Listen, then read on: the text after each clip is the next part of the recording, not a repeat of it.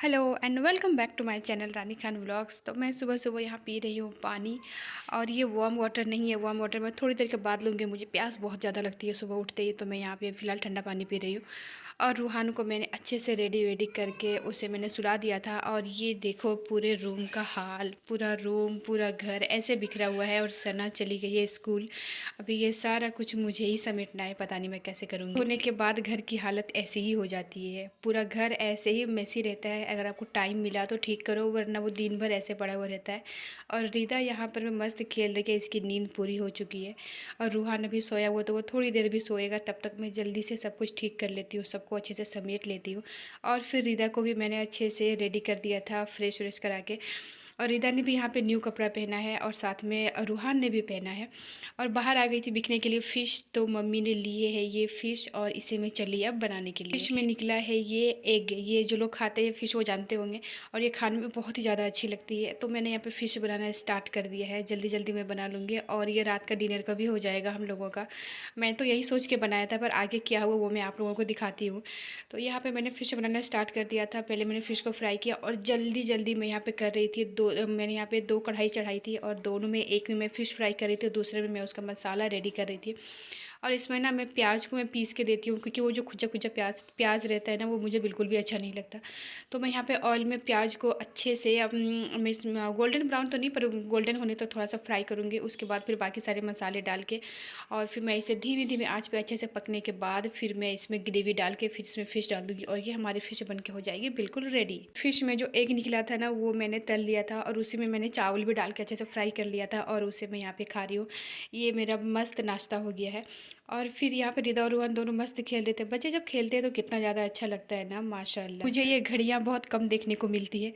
और फिर शाम का वक्त हो गया था, 1-2 घंटे सोने के बाद मैं यहाँ पे पी रही थी चाय, काली चाय। पर ये काली चाय कुछ ज़्यादा ही काली हो गई थी, और ये बहुत ही ज़्यादा कड़वी हो गई थी। और सना कल से ही मेरे पीछे पड़ी हुई है, बाजी फ्रूट कस्टर्ड बना दो, फ्रूट कस्टर्ड बना दो। तो मैं उसी की यहाँ पे प्रिपरेशन कर रही थी। ये पन्नी वाले दूध मुझे बिल्कुल भी पसंद नहीं है, क्योंकि इसमें पता नहीं बहुत कुछ हार्मफुल चीज़ें मिली होती है, नहीं खानी चाहिए। पर अभी फ़िलहाल ऑप्शन नहीं था, तो मैंने इसे ही मंगा लिया।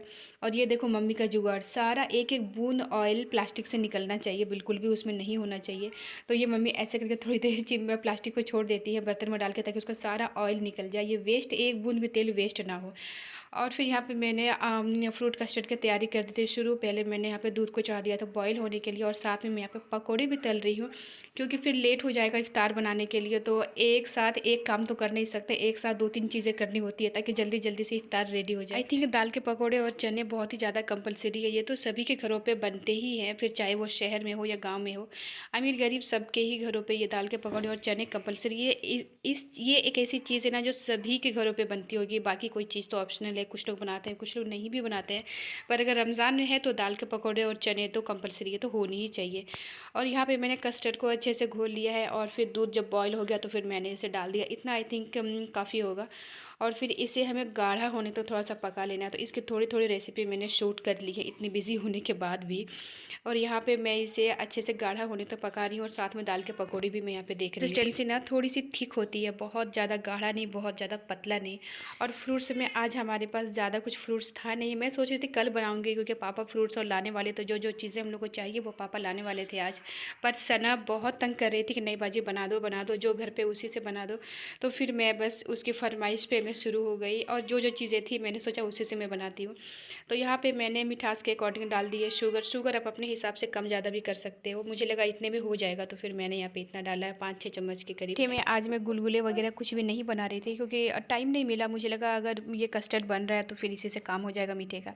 तो यहाँ पे ये हमारी जो कस्टर्ड है ये ऑलमोस्ट रेडी है। और यहाँ पे मैंने थोड़ा सा काजू डाला क्रश करके, घर पे था थोड़ा सा तो मैंने डाल दिया। वैसे मैंने इतना कोई ज़रूरी नहीं है, आपके पास हो तो ड्राई फ्रूट डालो, वरना ऐसे भी अच्छा लगता है खाने में।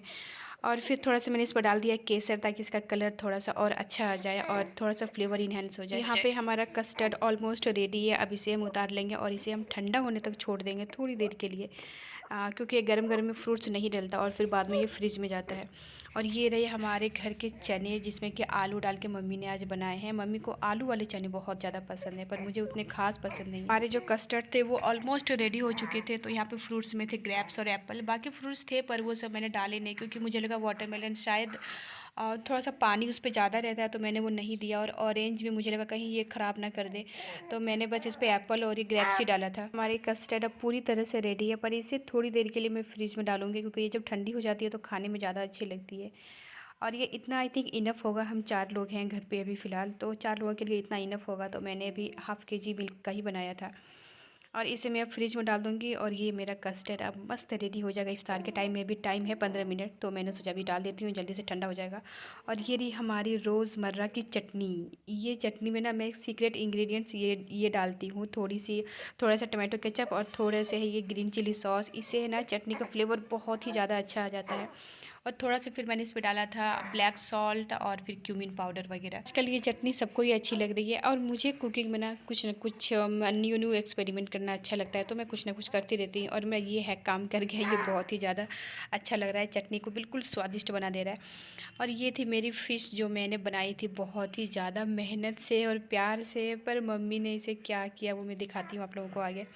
और ये था आज का इफ़्तार। माशाल्लाह अल्हम्दुलिल्लाह हम लोगों ने इफ़्तार बहुत ही अच्छे से कर लिया। और आज मैं ज़्यादा अच्छे से कर पाई क्योंकि बच्चे सो रहे थे। और मैं रूहान की आवाज़ आ रही होगी क्योंकि रूहान बहुत ज़्यादा परेशान करता है, और जब मैं वॉइस ओवर करने बैठूँ तब तो वो जागता ही है और वो तंग करता है मुझे बहुत ज़्यादा। और ये थे हमारे कस्टर्ड, बहुत ही ज़्यादा यम लग रहे थे खाने में। अम्मी को, पापा को, सबको ही बहुत ज़्यादा पसंद आया। और सना तो पूछो ही मत, वो इतनी ज़्यादा शौक से खा रही थी। और ये थी फ़िश जो अम्मी ने जला दिया, सारी ग्रेवी उसकी जल गई। ये बिल्कुल फ़िश थोड़ा बहुत बच गया तो इसे हम लोगों ने खा लिया, बाकी पूरी ग्रेवी जल गई और अम्मी को बहुत ज़्यादा अफसोस। अल्लाह का शुक्र है अम्मी खा चुकी थी और पापा खा चुके थे। अगर वो नहीं खाती तब तो फिर हम लोगों की खैर ही नहीं थी समझो, बस बहुत ज़्यादा चिल्लाने वाली थी। तो ये था आज का ब्लॉग। प्लीज़ चैनल को सब्सक्राइब कर देना और वीडियोज़ अच्छी लगी तो प्लीज़ प्लीज़ लाइक कर देना। मिलते हो नेक्स्ट ब्लॉग में। Bye bye. अल्लाह।